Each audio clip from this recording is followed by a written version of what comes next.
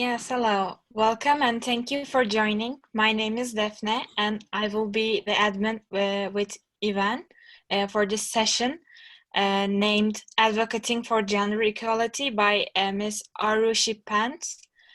Please remember to keep your microphone and video off during the entire presentation. Microphones and videos are only allowed to be on at the end during the optional Q&A session. Note that if you do turn on your microphone or video, it will be turned off immediately by an admin. Thank you for your understanding. The floor is now yours, Ms. Aarushi. All right, thank you so much. Before we get started, I wanted to do a quick sort of quiz in the chat to see what y'all know so far about gender equality and sort of what your knowledge is of the feminist movement throughout the world. So the first question that I have, don't be afraid to get this wrong. This is just to gauge what people may already know and what there is to learn more about. So my first question is, when is International Women's Day? And this should be sort of easy, so go ahead and say what you think it is in the chat. And I will also type in the question in the chat in case anyone can't hear me.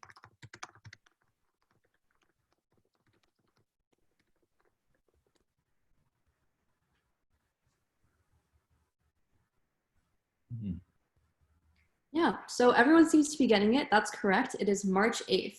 So the questions are going to get a little bit harder from here. So second question is, when did the United Nations General Assembly adopt the International Bill of Rights for Women? Now you can just tell me the year. So basically I'm going to type this in the chat in case anyone didn't get that, but it's, what year did the United Nations adopt the International Bill of Rights for Women specifically?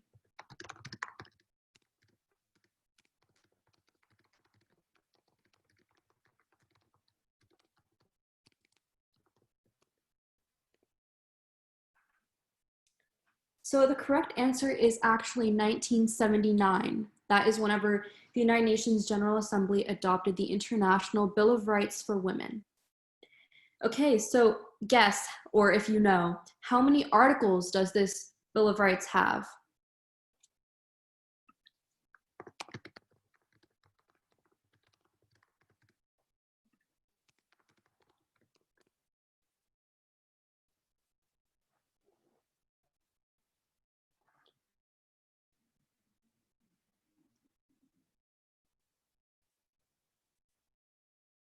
So the correct answer is that there are 30 articles in it. And our final question is, where was the fourth World Conference on Women held? You can just tell me the country or the city, whatever you know.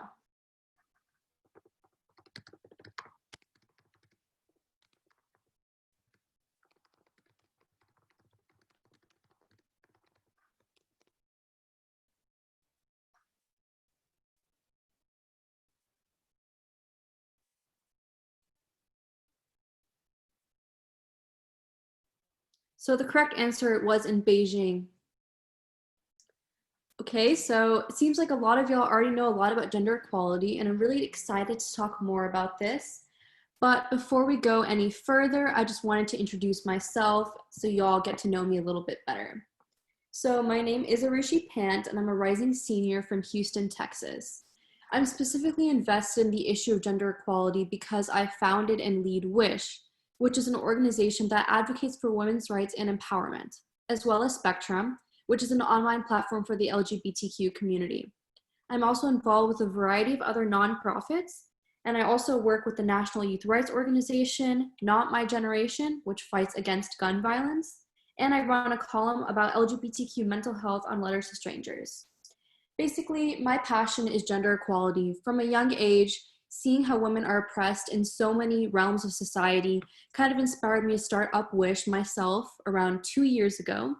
And WISH is an entirely youth-led organization. Everything we do comes directly from youth in Houston, and we work directly with middle school girls and focus on getting them the education and resources that they need to be successful. So let's talk about the context of gender equality and establish some terms and things that we should know before we go any further. So in the context of the United Nations and the Sustainable Development Goals, which we're supposed to reach by around 2030, I believe, gender equality is basically the idea of achieving gender equality and empowering all women and girls throughout the world. So First things first, we need to learn what intersectional feminism is. When it comes to advocating for gender equality, it's important to ensure that the solutions that we come up with include all women, women of color, queer women, low-income women, women from all around the world, from all races and backgrounds. For example, intersectional feminism looks at the different identities that women have. For instance, if there was a Black woman, for example, she wouldn't be treated as a Black person and as a woman separately. Society and the world see her as a Black woman as a whole, and the intersection of these identities and experiences is what intersectional feminism is all about. Now, before I go any further, I want to make you all note that I am from the United States, so when I do talk about the history of feminism and some terms, it may be more Western focused and it may focus more on the American experience of feminism. And for that, I do apologize for my bias, but I will do the best that I can to include gender equality issues from around the world and to be as inclusive as possible in my experiences and what I talk about. So let's talk about some feminist terms to know. First things first, the patriarchy. I'm sure many of you have heard this term before. It's basically the idea that most of society is controlled by men and has been controlled by men for many, many years. This includes positions of power, wealth, and basically social status and legal and political rights. The glass ceiling is basically the concept that whenever women enter professions they're typically underrepresented in, such as law, finance, business, things like this, they will face what's known as a glass ceiling, which is basically the sort of, I guess, a limit on where they can reach because they are women. While men may be able to get all the promotions and get all the money that they need, oftentimes women are held back or seen as lesser than men, and this glass ceiling, of course, can be broken through hard work and dedication and through the improvements that we've made throughout the years. So, third term, toxic masculinity. This is basically the idea that when it comes to feminism, oftentimes men will feel afraid to share their thoughts and feelings and to seek help for any mental illnesses or any feelings that they may experience because society conditions them to not think, to not feel, and to not express themselves freely. So, fourth term is the male gaze. This is basically the idea that oftentimes in media, such as books, movies, music, things like this, oftentimes women are sexualized for the needs of men. You know, you see this a lot in video games sometimes whenever men will be in, the male characters will have fully clothed things and they will have a lot of armor or things like that, while women will be wearing hardly anything because they want to ensure that, you know, men's attention is taken and that they feel like they want to get the game because women are sexualized in those experiences. Next, we have TERFs and SWERFs. Basically, TERFs are trans-exclusionary radical feminists who don't include trans women in their definition of feminism, and they're very exclusive about this. And SWERFs are sex worker exclusive radical feminists who don't include sex workers who choose to enter the sex working industry and don't include them in their solutions. So next is allyship versus performative activism. So when it comes to taking action on these issues, oftentimes people will be allies only on the screen or only on social media. They'll repost petitions, they'll post posts about gender equality, but in their day-to-day lives, they'll actually just be doing that so people think that they're good people. But in reality, they won't put any active effort into ensuring that women are treated equally in their own lives and that they're doing something to help these women out in their own experiences. Next, we're going to look at some examples of rape culture. So, as many of you may know, rape culture is the very prevalent idea that many times when women come forward, or even men come forward with their experiences of sexual assault, people will respond by blaming the victim. They'll respond by asking, what were you wearing? What were you doing? Or why did this happen? Like, this, you must have done something. You must have led him or her on. And basically, these examples of rape culture ensure that women don't feel comfortable and safe coming forward, and that they feel like their stories and experiences aren't going to be heard. Next, reproductive justice. This is pretty self-explanatory. It's basically the idea that every woman has a right to her own body, and that nothing that happens to her happens without her permission or without her will. And finally, this is really important, diversity versus tokenism. A lot of major corporations, international corporations and companies will often hire a lot of female or people of color and say that they're being diverse, but they won't actually put in an effort to include these women and people and to make sure that they're equally paid, represented, and heard by other members of society. This is using them as sort of tokens, acting as if they care a lot about gender equality and like it's really important to them. But in reality, they're just basically trying to look better so that they get more people to buy their products and to seem like they do care about equality, when in reality they don't.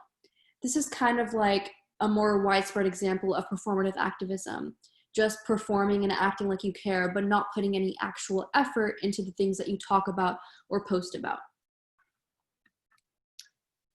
So now I'm going to go into a really brief history of feminism. And as I mentioned before, this is going to be more United States focused. So if, as I saw, many of you are from different countries, this doesn't really apply, but this is specifically Western feminism.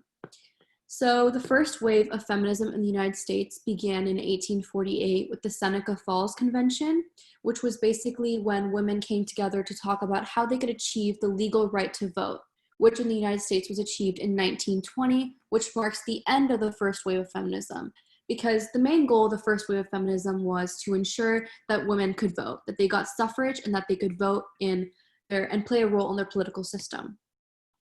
So now the second wave of feminism began around the 1960s, and this happened specifically after World War II because a lot of women during the war entered a lot of jobs and were actually in the market. But as soon as the war ended in 1945 and men came back from the war, they were often taken out of these positions and went straight back to being just housewives. So the second wave of feminism was sort of a delayed reaction to this. Why are we being taken out of our jobs if we're just as good at them as men are? And it's just kind of fighting for equal social, legal, and political rights for women to ensure that they were equally represented in society and that they were able to hold whatever jobs that they wanted and have autonomy over themselves. Finally, the third wave of feminism is the most recent one. It's currently going on right now, you could say, and this focused more on ensuring that women of color were included as well. Oftentimes throughout history, we saw this sort of white feminism or one-size-fits-all feminism that failed to account for things like race and economic status and how these played a role in the experiences that women had around the world. So third wave feminism focused more on being intersectional and inclusive of all genders, of all identities, and of all people. So looking at the Sustainable Development Goals, oftentimes people will think that gender equality is an issue on its own, that, oh, we achieve gender equality, like that's it. But the reality is that women are heavily involved in many aspects of society around the world. And just by achieving Sustainable Development Goal 5, we achieve so many other goals as well. They're all directly linked to one another. For example, let's look at SDG number 6. It says that women and girls play a central role in the provision, management, and safeguarding of household water and sanitation. This means that if we want to ensure that clean water and sanitation systems are a reality in countries around the world, we need to ensure that women are directly a part of the solution. Oftentimes, they are the ones who are getting water for their families, who are cleaning for their families, and who are cooking for their families in many countries around the world, which is why without gender equality, without including women in these solutions, we can never have clean water and sanitation because you're excluding a key aspect of that Sustainable Development Goal. Another example could be SDG number 11, which is women have equal rights to the city and their safety in public spaces is crucial for sustainable urbanization. This is because when it comes to industry, innovation, and infrastructure, it's not just men who have day-to-day experiences in cities who have to experience the infrastructure of the place that they live in. It's also women. Women are often the ones who are going out and getting resources for their families, who are directly impacted by the cities and the places that they live in. So once again, without gender equality, we can't achieve these other goals, and these other goals can't be achieved without gender equality. They're all directly linked to one another, and without one, we can't have the other. Women are a key role of society in many countries around the world, and without including them in these solutions, it's not really going to be sustainable or effective. So I want to do another really quick activity. I want everybody to stop, to close your eyes for a couple of seconds and just say, sorry, I actually moved it forward, but basically, what do you imagine a world in which we have gender equality? What are 3 words that you can think of to describe it? Just adjectives. For example, My three words would be it would be diverse, it would be encouraging, and it would be empowering. So if you want to go ahead and type in the chat, then everyone can type in the three words that they think of when they think about a world in which there's gender equality. What do you think of? What do you see? And I'm going to go ahead and type mine into the chat. And if you want to, you can go ahead and type yours as well.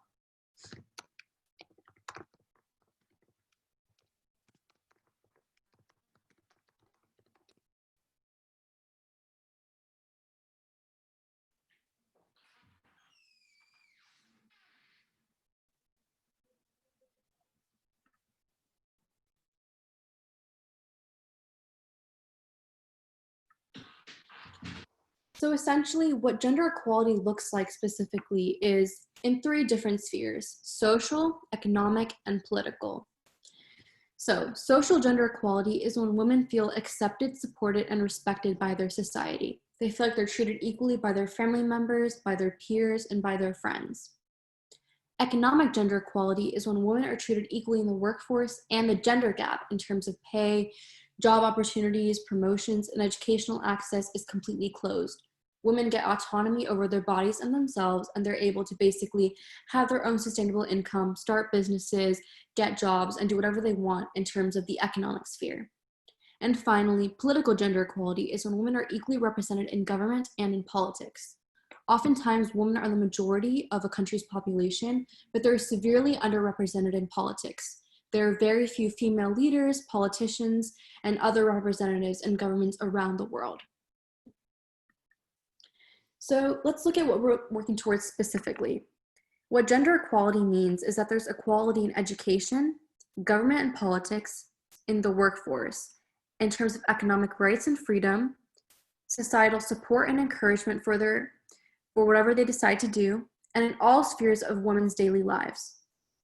This also calls for an end to rape culture, assault and harassment, domestic abuse and violence, period poverty, which I'll talk more about in a couple of seconds, the infringement of reproductive rights, and all practices that limit women's rights and potential.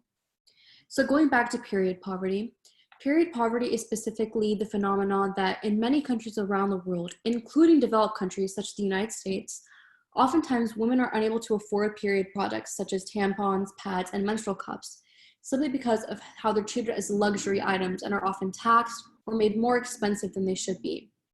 This means that oftentimes many women have to use the same old rag for their periods every month, which leads to them feeling guilty, ashamed, and not comfortable with their own bodies. This also means that women who experience period poverty are more likely to experience reproductive and urinary tract infections because of the fact that they aren't properly sanitized and they don't have the accurate resources that they need to take care of their periods every month. So let's look at specific issues and the solutions that we came up with for what you can do to put an end to gender inequality. So let's look at social gender equality, specifically child marriage. In many countries around the world, child marriage is still very prevalent due to underlying traditions and beliefs that girls must take the next step as a wife and a mother as soon as she first menstruates, which many times is when these girls are 11, 12, 13, 14, and they're oftentimes sent off to marry full-grown men who are in their middle years, maybe 40 or 50, simply because of customs and beliefs that say that women are basically the property of men and that they should take the next step as wife and mothers at a young age. If you look at this, you can see that a large percentage of women are married before the age of 15, and even more are married before the age of 18. This is up to 40% in some countries around the world, as you can see in West and Central Africa. In Sub-Saharan Africa, this number is around 35%. And in many countries around the world, you can see that the average is 20% of women who are married before the age of 18. Before the age of 18, women aren't even fully developed mentally or physically, and the fact that they are married off to men who are oftentimes much older than them is a disturbing process. So, what can we do to put an end to it? Social gender inequalities are specifically fueled by misogynistic attitudes that discourage men from seeking higher education, entering the workforce, and earning money to support themselves. Oftentimes, you'll see that whenever women are married before the age of 18, it's often because they were never educated and they didn't have another option. Their families didn't allow them to go to school, and they're often just married off, and they aren't given the education that they need to enter the workforce, to become self-sufficient. They're just taught how to be a wife, how to be a mother, how to be a housewife. So you can take action by creating a safe space for all women to share their stories, uplift and encourage girls to pursue their passions, and actively participate in conversations about gender equality in your daily life. There are a lot of organizations around the world that focus on bringing resources to women in underserved communities. For example, I can't remember the exact name, but there is an organization that basically gives livestock such as goats and cows to low-income women around the world. And it teaches them, hey, you can milk this cow and you can sell the milk for a lot of money. You can make money off of this. And these women, when they learn about these things, the incredible thing is that they don't even keep it to themselves. Oftentimes these women will call community meetings, will teach other women about these processes, and will teach them how to make money to become self-sufficient themselves. And this is an incredible phenomenon, and it just shows that whenever we go out and make the effort to educate women, they will oftentimes educate even more women to teach more women how to become self-sufficient, and will avoid this sort of cycle of poverty and of child marriage that forces women into marriage and doesn't allow them to seek out their goals and pursue their passions and dreams. So now let's move on to economic gender equality in low-paying jobs specifically. So besides the wage gap, underrepresentation in fields such as business and STEM, and unequal economic access and opportunities, women also make up a large share of low-pay workers in many countries. Basically, low-pay workers means that their hourly earnings at all jobs are less than 2/3 of the median hourly earnings of that country. For example, you can see that even highly developed countries such as Switzerland, Germany, and New Zealand have numbers in the 60 and 50 percentiles, which means that of all the low-pay workers who earn much less than significant average of that country, a large majority of them are women, which means that they're being underpaid and going into low-paying positions. So how can we take action on these economic gender inequalities? Basically, economic gender inequalities are powered by social gender inequalities.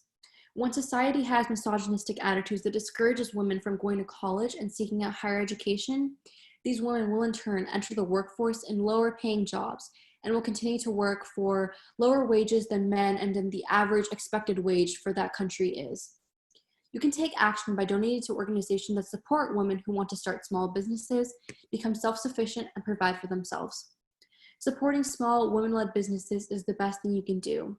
It doesn't take that much time, energy, or effort, and all it requires is for you to find a woman-led business, to purchase and support from them, and to let them know that their efforts and their story is heard by you. So finally, political gender equality. Let's look at women in legislature. Although women make up a significant portion of the world's population, they are still severely underrepresented in political office. As you can see here, the highest number is 61%, which is actually pretty good. But when you go down to countries such as Germany, the UK, the United States, this is 19%, 30%, 40%. And compared to the proportion of the population that's women, this is much lower than it should be. And this means that representatives aren't accurately representing the ideas of women, who are a majority of the population. So how can we take action on political gender inequalities? Political gender inequalities are encouraged by both social and economic inequalities. You can take action by supporting women who run for office, encouraging women to vote, and ensuring that girls are engaged in the political process at an early age. Oftentimes, when it comes to civic education in countries around the world, men are prioritized. They're taught how to vote, how to run for office, how to play an active role in their government, how to contact the representatives. But oftentimes, women are left out of these conversations and aren't taught how to properly play an active role in their society and have their voices be heard by their governmental representatives. So now let's look at your role specifically. I know I talked a lot about different issues and solutions to them, but let's look at more concrete ways you can help make gender equality a reality, specifically in your own life. So when it comes to taking action, there are two forms of action: activism and advocacy. Oftentimes, the first natural step to becoming an activist is advocating first. Advocacy is taking action within a system and working to bring about change by amplifying the voices of marginalized communities. This is community storytelling, encouraging that women's voices are heard, and encouraging them to speak out about their experiences. Now, activism takes us a step further. This is taking action outside of a system of oppression in order to achieve a certain goal. Basically, what you're trying to do is disrupt the status quo so that people who are in power, who have the ability to bring about change, have to take action on what you're talking about. For example, this can mean starting petitions, attending rallies and marches, contacting your representatives, boycotting certain companies because of their treatment of women. Basically, this means that you're disrupting the system. You're acting outside of a system, and you're not letting the status quo continue happening. So what exactly can you do to help? It's basically a 3-step process. The first thing you have to do is educate yourself. This can be watching movies, films, listening to music, listening to podcasts about women's issues. It can mean reading about different gender equality problems. Now, what you have to do with that information is to start conversations. This can mean starting conversation with people who agree with you. You can just discuss with your friends, like, hey, have you ever thought about how big of a problem rape culture is? And discussing sort of the consequences of these phenomena. But it can also mean talking to people who don't agree with you or who may not be as educated as you.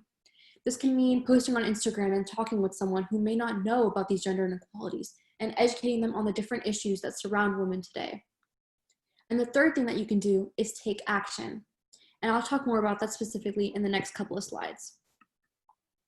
So what does activism look like? What does taking action look like?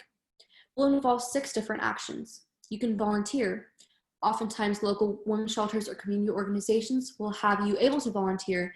This can mean doing things such as taking your time out of your day to go to a shelter, to work with women there who have been abused or neglected, and hear their stories and learn what they have to say, and take action on these issues.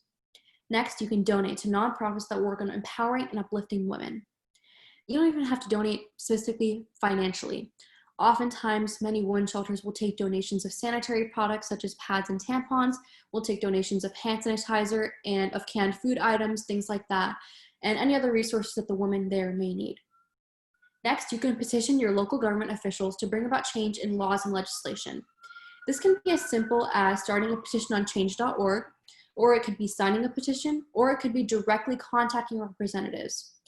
There are plenty of organizations that provide templates and email templates that you can use to contact representatives, and you can also call them as well to bring to their attention the different women's issues that you're concerned about. You can also listen. Just listening to women's stories of misogyny, abuse, assault, and discrimination can be so important. Oftentimes, women who've been neglected or abused in the past feel like if they come forward with their stories, no one's going to listen to them. So by taking the time out of your day to actually listen and hear what they have to say, you'll be taking a lot of action by ensuring that rape culture and other sort of standards that society may have about these issues is taken care of. You can also attend rallies, protests, marches, and other events for women's rights. Things such as the Women's March happen almost every year in many countries around the world, and simply by attending these protests and rallies, you're basically taking a stand and showing that you won't stand for gender inequalities anymore. And finally, you can innovate. You can come up with your own solutions and apply feminism to your own daily life. This can mean starting your own little nonprofit organization or community organization that focuses on empowering and uplifting women in your community. So here are some more ways to take action in general. You can support candidates that advocate for women's rights and reform. You can identify any biases you may have or any microaggressions, which basically microaggressions are sort of smaller forms of the blatant sexism that we face in our daily lives. This can mean little things such as making misogynistic jokes, being exclusionary, or harassing women in the workforce, making fun of them, making comments about women's rights in general. This can be small microaggressions, talking over women in meetings, not listening to them, or explaining to them like you're smarter than them, which is sort of mansplaining, that sort of thing. You can support women-led businesses, and you can finally read books by women about feminism, watch feminist shows and movies, and listen to women-focused songs, music, and podcasts. So now I'm going to go back to WISH, my organization specifically, and talk more about what we do and how you can maybe get involved with it. So what does WISH do specifically?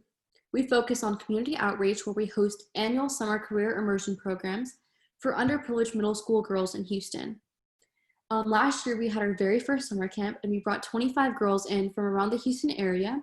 We basically exposed them to a different career fields that they could enter. We had fun labs for them to do to introduce them to the field of science. We had guest speakers such as doctors and nurses to talk to them about what it's like to be a woman in the field of medicine.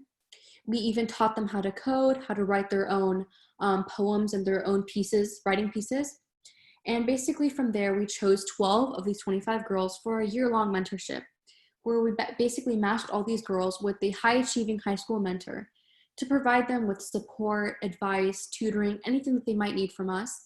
And we also matched them with a professional in the field. For example, the girl that I worked with, her name was Catherine, and she wanted to be a nurse. So every month we would have a call about what she was doing to ensure that she was on the right track, what courses she would take in high school, what she could do to basically get more involved in medicine. And I also put her in touch with a woman of color who is in the field of nursing. And I had them also get on a call, talk more about what her experiences were specifically, and how Catherine could make sure that she ended up in that field and followed her dreams as she wanted to. We also have chapters in high schools around the world, and we are focusing on expanding even more. We currently have 2 chapters in the Houston area specifically, one at my school, Carnegie Vanguard High School, and one at one of my friend's school, which is Tompkins High School, which is in Katy, Texas. What our chapters do basically is we have meetings around once a month where we discuss different women's rights issues and talk about prospective solutions and just discuss them and the consequences of these issues.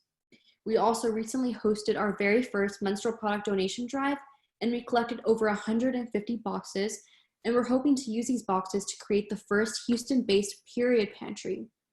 As many of you may know, what food pantries are, like Houston Food Bank, which we have here in Houston, Texas.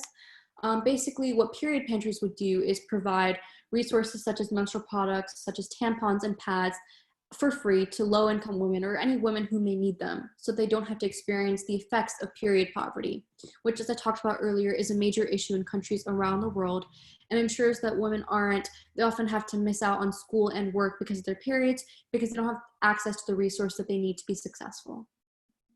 So the big picture is that we work with organizations such as Future Coalition and Civics Unplugged to further our cause of empowering girls. You can even start your own WISH chapter, volunteer for us, donate to us, or raise awareness of our cause.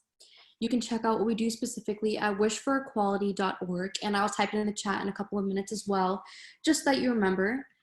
Basically, what we do is we just ensure that we're expanding and that we're actually hoping to work with women around the world. We're actually hoping to use the money that we got from a recent grant that we got to expand to women in countries such as India, and to ensure that these women are also getting the education and the resources that they need to be successful.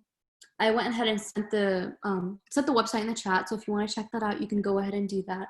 And you can learn a lot about women's issues there, because I actually have a podcast on there as well, so you can learn about issues such as the Equal Rights Amendment, intersectional feminism, things like that. So you can go ahead and check that out as well after this.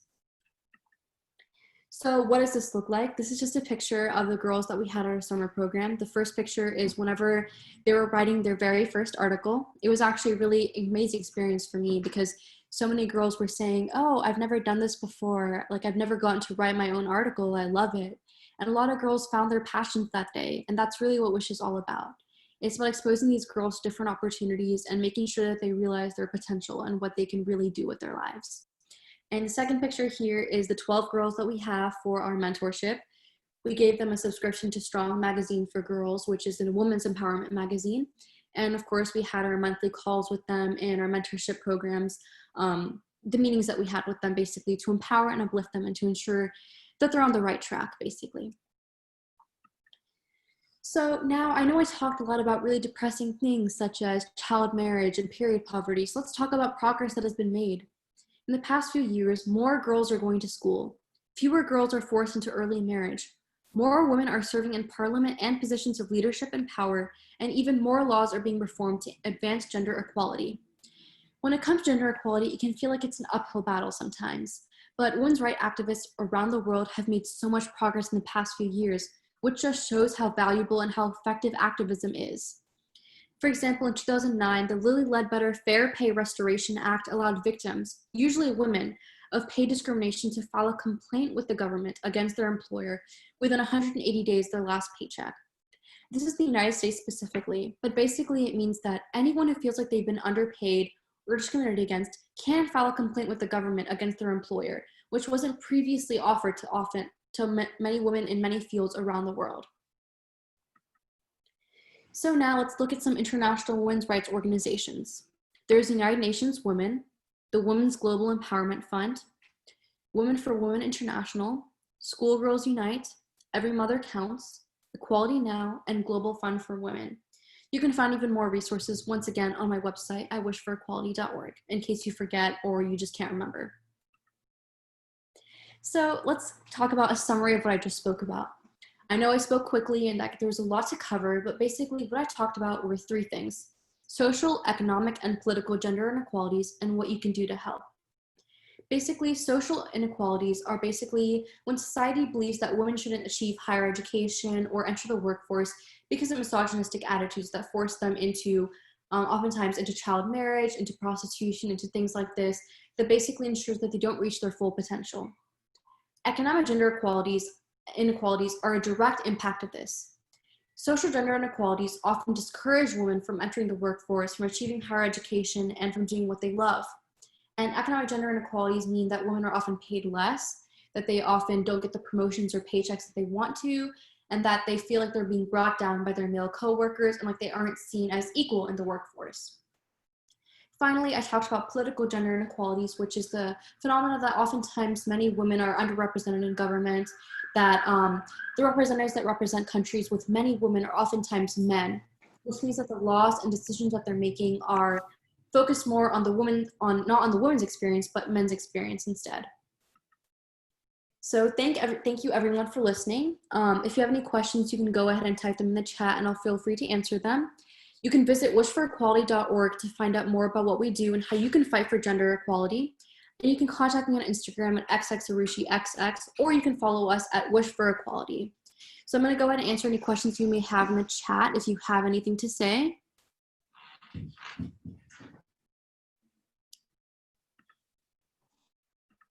Hi, am I audible? I'm sorry, could you repeat yourself? You're cutting out a bit. Am I audible? Okay, hi, it's nice to meet you. Hi, so my question to you is more of a personal question. And it's been a year that I came out as a staunch supporter of feminism. And I explicitly tell people to respect women as well. But I've been getting more negative reactions than positive ones. And mostly from boys and men. So did you also face such oppression, or am I the only one? I definitely understand that. Oftentimes, men will respond negatively when you try to advocate for women's rights. And this is completely normal. The best advice that I would have is to not get so stuck on the negative reaction that you receive, because sometimes you can fall into that hole of no one really understands what I'm talking about, like people responding so negatively. The best thing to do is to kind of just ignore the hate that you're getting and focus on the women's lives that you're impacting specifically. This can mean, oftentimes when I'm feeling really down, I'll just search up like women's rights advancements in the past few years and look at that and look at all the legislation that's been passed and all the progress that we've made. But yeah, I've definitely seen the same thing. I've seen a lot of hate comments from men and from people. But I guess if you want to look at men specifically, oftentimes people forget that feminism isn't just for women. It's about equality for everyone, which means that we're also fighting to ensure that men feel like they don't have to fit the standards of toxic masculinity, which means that they can get the mental health resource that they need, that they can speak out about their feelings and express themselves, just like women are often allowed to do. So basically, that's my advice for you, that it's completely normal to face this sort of stuff, and it's important to not get discouraged, to focus on what you can do to help, and to not focus on the negative reaction that you're getting from people. But thank you for asking that. That's a really good question. Can I ask a question? Yeah, definitely. Go ahead. So if we consider about developing countries, including Sri Lanka itself, all the men and even women consider that girls and women should be someone of a softer sex and they are weaker. Even women consider that. So I'm asking if all citizens, including men and women, consider that there should be inequality, considering the cultural effects. So what do you suggest? Because the culture in some developing and underdeveloped countries, if the culture suggests that there should be inequality, what are the solutions that could be possibly taken? So I definitely understand this as well. I do come from a developing country, so I was born in India. I go there a lot, so I definitely understand what you're talking about. I think the best thing to do is to be very patient. Oftentimes, these cultural attitudes have been around for so many years, and people are just conditioned to thinking, "Oh, this is the only way that I can think." The best thing to do would be to slowly start conversations about women's rights and equality. And even if it feels like women and men think, oh, women should just take a passive role and not go into the workforce, stay in their families, basically. The best thing to do is to educate yourself and to start conversations, to not be afraid of, disagreeing with someone, of saying like, why do you think this way? Because oftentimes if you ask someone, why do you think women are less than men? They won't have an answer. It's just, oh, I mean, that's just how it's been. So looking at these core causes to kind of analyze what's really causing this inequality can mean starting conversations to educate yourself and to basically slowly make progress, because I understand what you mean. It's often ingrained to the cultural backbone of society. So it's all about being patient and working slowly towards it. But thank you for asking that. Thank you. So can I ask a question? Yes. Thank you. Okay. So the thing is that my question. Samuel, Hello. can you wait a minute, please? The admin will take questions from the chat, so please write down your questions on chat. We know there are lots of questions and lots of things you want to learn, but we have time constraints and we want to entertain the earliest and the most important questions. Thank you for your understanding. So we will take Anita's question from UK. You can turn on your microphone if you want. Okay, thank you. You had a really amazing presentation and I really enjoyed it. I just wanted to ask, so I've been doing some work with different organizations and I'm starting my own. So what's the best way to go about making a successful event that actually empowers young girls who are at a disadvantage? So what would be the most successful way of empowering them? I have a follow-up question to that. Are you specifically working with high school girls, middle school girls? What's the sort of age range there? High school girls, but high school girls in the UK is age 11 to 16. Okay. I think the best thing to do would be to, well, with COVID right now, it's really hard to have any in-person events, but I think the best thing to do is to sort of start a sort of online platform for these women, because oftentimes, most of the stuff that we do nowadays is on social media. So focusing on getting technology to these girls is the best thing to do. Even Wish, we actually partner with organizations that provide free laptops to underprivileged girls. So I say the best thing to do is to get these girls technology, because with technology, you open up the world of so many possibilities of them going online and being able to learn more about different career options. Basically, technology is the key to solving a lot of gender inequalities in many countries. So some sort of event or program would be getting these technological devices to girls and to sort of focusing on empowering and educating them in terms of, hey, like these are the careers that you can go into. This is what you can do with your life, with your talents, with your skills. Focusing on making technology a cornerstone of what you're doing is basically, I'd say, the best option for empowering and uplifting young girls. Thank you. Of course, yeah. Thank you for your answer. The next question will come from Jaylin, who's from Canada. Hi, thank you so much for your presentation. I really learned a lot and you gave so many great resources. My question is, what is the best way to create open discussion about gender equality topics that many people are uncomfortable with and or want to deny the existence of such issues, especially when talking with young women in order to validate their experiences? Honestly, the best thing to do when it comes to creating an open forum for everyone is to just listen. Oftentimes, people will think that they have to talk, they have to immediately respond to somebody.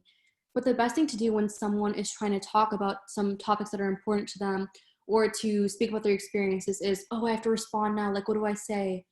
Just push away those thoughts and focus on, I'm here for you, I'm listening, like, tell me your story.